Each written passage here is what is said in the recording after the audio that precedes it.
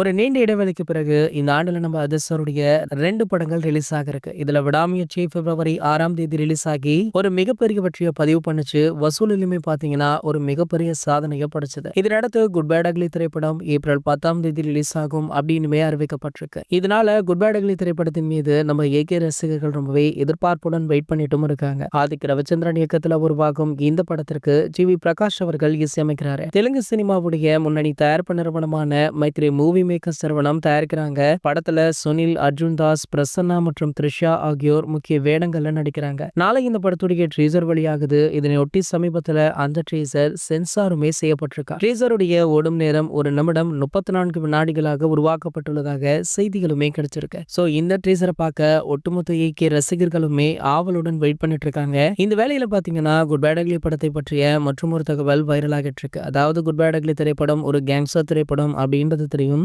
மேலும் பாத்தீங்கன்னா இந்த திரைப்படத்துல நம்ம ஆதித்ய ரவிச்சந்திரன் அவர்கள் மறைமுகமாக பல அரசியல் வசனங்களை வச்சிருக்காராம். சோ அது மட்டும் இல்லாம அது ஆளும் கட்சிக்கு எதிராக உள்ளதால இந்த படத்திற்கு தற்போதுல இருந்தே ஒரு சில எதிர்ப்புகளுமே கிளம்பிட்டு இருக்கு. அதாவது திமுக தரப்புல இருந்து ஒரு சில காட்சிகளை நீக்கும்படி அழுத்தம் கொடுத்திருக்காங்களாம். சோ ஆகையால பாத்தீங்கன்னா படத்துடைய ரிலீஸினப்போ ஒரு சில பிரச்சனைகள் பண்ண வாய்ப்பு இருப்பதாக தெரியுது. இது போன்ற சினிமா செய்திகளை பத்தி நீங்க உடனே தெரிஞ்சுக்க நம்மளுடைய அஜித் 360 சேனலை மறக்காம சப்ஸ்கிரைப் பண்ணிக்கோங்க.